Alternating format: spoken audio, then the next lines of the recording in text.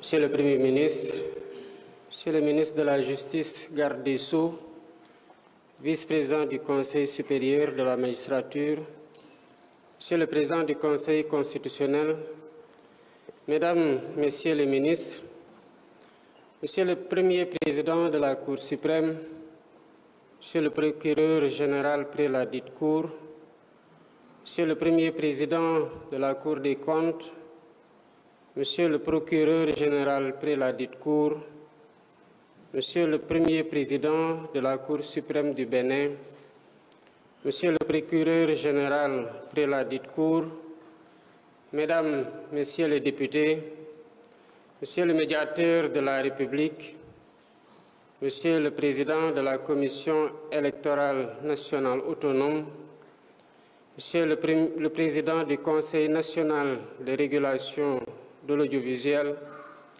Mesdames, Messieurs les ambassadeurs et chefs de mission diplomatique, Messieurs les officiers généraux, Messieurs les anciens chefs de la juridiction suprême, Mesdames et Messieurs les recteurs, doyens et professeurs d'université, Monsieur le bâtonnier de l'Ordre des avocats, Monsieur le dauphin du bâtonnier de l'Ordre des avocats, Mesdames, Messieurs les magistrats, Mesdames, Messieurs les avocats, Madame, Messieurs les présidents des ordres professionnels, Mesdames, Messieurs les administrateurs des greffes et greffiers, Mesdames, Messieurs les autorités administratives et territoriales, autorités religieuses et coutumières, Mesdames, Messieurs, en vos rangs, grades et qualités, honorables invités.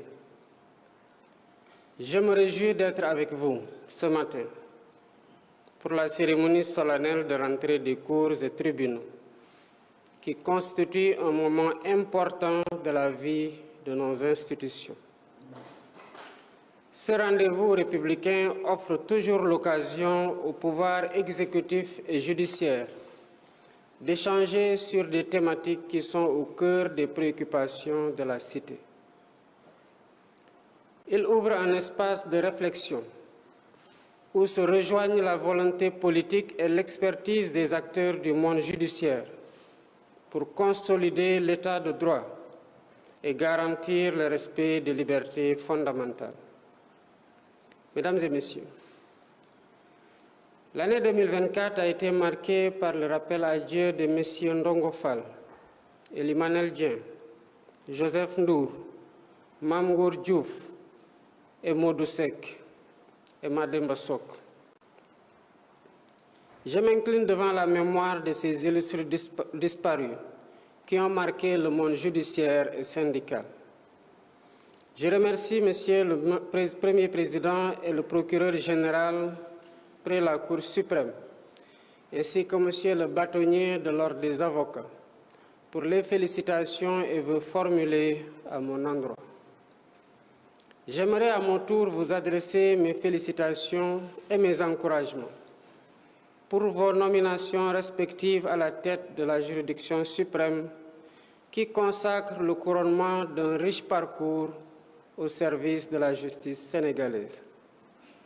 Mesdames et Messieurs, chers invités, en cette audience solennelle qui marque la rentrée des cours et tribunaux, je voudrais rappeler l'importance de la justice dans la consolidation des principes fondamentaux de notre République. Elle est le régulateur des relations entre les différents pouvoirs et les institutions, la gardienne des libertés individuelles et collectives, le bouclier qui protège chaque citoyen de l'arbitraire. Sous ce rapport, les justiciables doivent sentir que la justice est un rempart contre l'arbitraire et non un instrument d'arbitraire. C'est pourquoi l'une des premières décisions de mon mandat a été de convoquer les assises de la justice autour du thème « La réforme et la modernisation de la justice ». Ce dialogue national que j'ai voulu inclusif et participatif a permis à des représentants de tous les secteurs socio-professionnels, organisés en commission, de dresser un diagnostic approfondi et précis sur la justice afin de la débarrasser de ses maux. Ces commissions ont formulé par la suite des recommandations dont la mise en œuvre permettra d'humaniser le visage de la justice, de rendre plus performant le service public de la justice. D'ores et déjà, j'ai mis en place le comité de rédaction des recommandations consensuelles issues des assises de la justice. Ce comité a pour mission de matérialiser les réformes nécessaires afin, entre autres, que les exigences de l'état de droit soient mieux prises en charge par les acteurs du monde de la justice. En effet, il faut rapprocher la justice du peuple au nom duquel elle est rendue. Le monde judiciaire a des défis immenses à relever et doit s'ouvrir au questionnement, à la remise en cause, au changement et à la modernisation. Il doit nécessairement s'ouvrir à l'instar de tous les corps de la République, au monde extérieur, car l'exigence d'un contrat social repensé nous interpelle tous. Un système clôturé à lui-même ne permet pas de faire peuple. Gardons-nous tous de la tentation de l'entre-soi et du repli. Monsieur le Premier Président, j'ai écouté avec beaucoup d'intérêt vos contributions. Les conclusions des assises de la justice permettront de répondre aux problématiques les plus urgentes. Le thème qui nous réunit aujourd'hui porte sur le droit de grève et la préservation de l'ordre public. Il constitue une invite aux acteurs judiciaires à réfléchir sur l'équilibre délicat mais essentiel entre le respect des droits et le bon ordre communautaire. Monsieur Latirignan, conseiller délégué à la Cour suprême, que je félicite, vient de poser avec beaucoup de pertinence les termes de cette réflexion. Le droit de grève, composante essentielle de la liberté syndicale, est fondamental parce que consacré tant au plan national qu'au niveau international. Il est garanti par la Constitution et réaffirmé par les normes internationales telles que les conventions de l'Organisation internationale du travail. Il s'agit essentiellement de la Convention numéro 87 sur la liberté syndicale et la protection du droit syndical de 1948, ainsi que de la Convention numéro 98 sur le droit d'organisation et de négociation collective de 1949. Le droit de grève est ainsi reconnu par notre Constitution en son article 25, qui précise cependant qu'il doit s'exercer, je cite, dans le cadre des lois qui le régissent. Fin de citation. Ce droit peut être présenté comme l'expression la plus aboutie de notre engagement pour les droits fondamentaux des travailleurs. Il ne s'exerce pas dans l'anarchie, pour autant qu'il doit s'affirmer dans le respect des conditions posées par le Constituant à l'article 25 de notre loi fondamentale, à savoir ne pas porter atteinte à la liberté de travail, ni mettre en péril l'entreprise ou les services publics essentiels. Cela signifie que le droit de grève doit s'accommoder dans sa mise en œuvre du respect de l'ordre public. Il est donc aménagé pour assurer la préservation de la sécurité publique, de la salubrité, de la santé ou encore de la tranquillité publique. Composante essentielle de notre démocratie, le droit de grève donne voix aux revendications légitimes des travailleurs. Il ne doit pas être un prétexte pour compromettre la liberté de travail et la continuité du service public. Il y a un équilibre à rechercher et à promouvoir entre, d'une part, l'intérêt général et les intérêts particuliers des professionnels, d'autre part. Il en résulte que son exercice s'effectue dans le respect des droits collectifs, notamment dans des secteurs cruciaux tels que la santé, l'éducation et la sécurité publique. Dans ce sens, le Code du travail et le statut général de la fonction publique ont prévu les conditions requises pour un exercice licite du droit de grève. La loi numéro 61-33 du 15 juin 1961 portant statut général des fonctionnaires prévoit en effet des obligations telles que le préavis et le respect des services minimums qui garantissent la continuité des fonctions vitales de l'État. Le respect du bon ordre justifiera ainsi des réquisitions qui sont une limite importante mais nécessaire au droit de grève. Encadrés par des textes tels que l'article L276 du Code du travail, ces mesures administratives permettent d'assurer la continuité des services publics essentiels dans des circonstances exceptionnelles. Ces secteurs incluent non seulement les services publics administratifs, mais aussi des entreprises à vocation d'intérêt public, comme celles fournissant l'eau, l'électricité ou les transports en commun. Toutefois, il est essentiel que les réquisitions soient prises avec discernement et appliquées avec rigueur. Elles doivent respecter le principe fondamental de la proportionnalité, dans le but de préserver l'intérêt général sans compromettre la liberté syndicale ou vider le droit de grève de sa substance. Ces mesures, bien que nécessaires dans certains cas, doivent toujours être prises avec le souci de maintenir un équilibre entre la protection des droits individuels et la préservation des intérêts vitaux. La justice sénégalaise a, à plusieurs reprises dans sa jurisprudence, affirmé que le droit de grève doit être concilié avec la préservation de l'intérêt général. Les acteurs ne doivent donc pas perdre de vue que dans l'esprit de la loi, le préavis a pour objectif noble d'asseoir un cadre de concertation dans le but ultime d'éviter l'arrêt brutal et concerté du travail. J'encourage en conséquence les inspecteurs du travail et de la sécurité sociale et les magistrats compétents à promouvoir la conciliation qui est un levier important du dialogue social, car l'ordre public dépasse les seules prérogatives de l'État. Il est un bien commun reposant sur la sécurité, la tranquillité, la salubrité et le respect des libertés.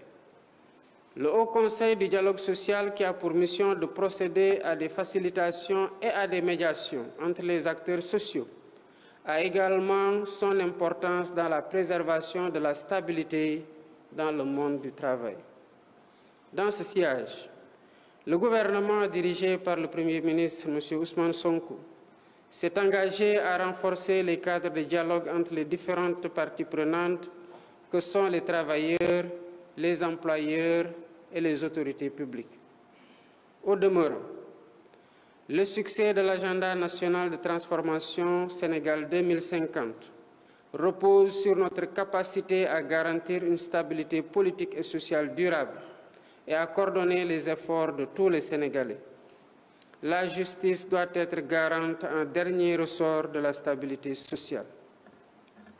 Chaque juge, dans l'intimité de sa conscience, doit toujours interroger son propre rapport à l'éthique et à la vérité, et dire le droit sans céder à l'injustice.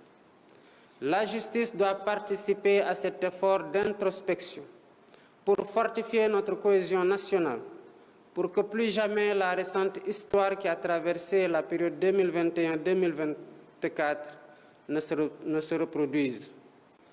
Pour le droit de grève, je vous informe que les services techniques compétents travaillent à l'élaboration des réformes juridiques visant à clarifier davantage les conditions d'exercice du droit de grève dans les secteurs stratégiques. Par ailleurs, des mécanismes alternatifs de règlement des conflits collectifs de travail, à savoir l'arbitrage et la médiation, seront consacrés par ces réformes. Je saisis donc cette occasion pour appeler à un exercice responsable du droit de grève.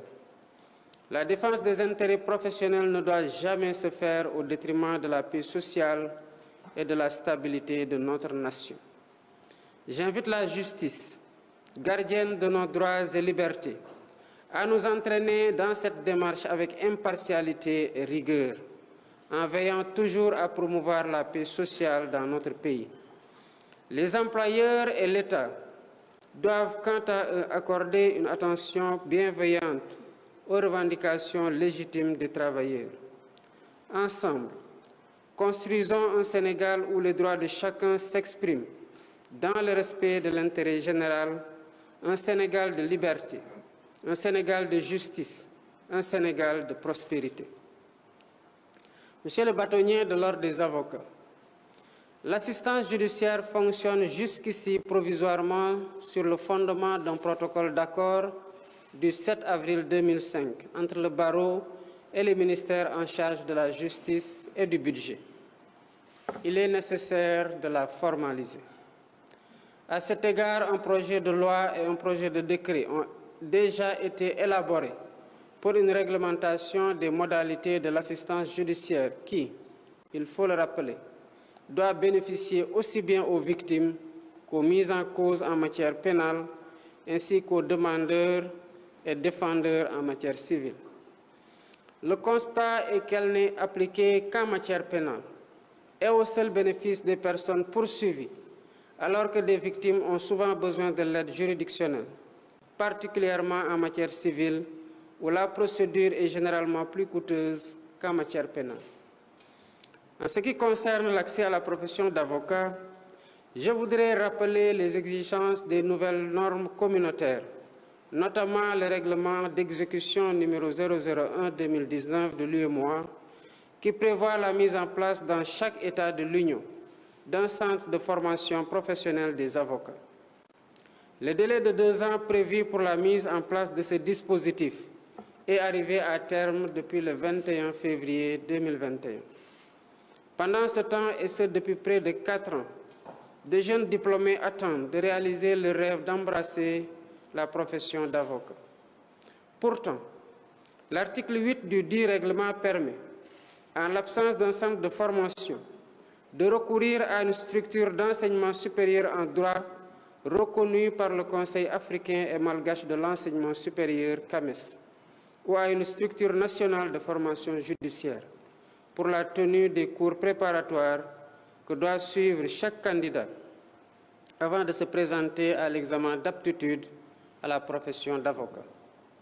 Au demeurant, il résulte de l'article 3 du règlement que les barreaux, en relation avec le ministère en charge de la justice, sont responsables de l'organisation du certificat d'aptitude à la profession d'avocat. C'est pourquoi, Monsieur le bâtonnier, je vous invite à prendre contact dans les meilleurs délais avec le ministre de la Justice, garde des Sceaux, afin de définir avec lui les modalités d'organisation de ces cours préparatoires préalables à l'examen d'aptitude à la profession d'avocat. Pour conclure, je salue les efforts du garde des Sceaux, ministre de la Justice et de ses équipes, ainsi que de tous les acteurs du monde judiciaire pour la préparation et la parfaite organisation de cette rentrée solennelle des cours et tribunaux. Je réaffirme mon engagement à œuvrer pour la réforme et la modernisation de la justice, afin de consolider l'état de droit et la cohésion nationale. Monsieur le Premier Président de la Cour suprême, Monsieur le Procureur général prélat du Cour, Monsieur le bâtonnier de l'Ordre des avocats, il ne me reste plus qu'à souhaiter une bonne et heureuse année 2025 à tous les membres de la compagnie judiciaire ainsi qu'à leurs familles. Je déclare ouverte l'année judiciaire 2025.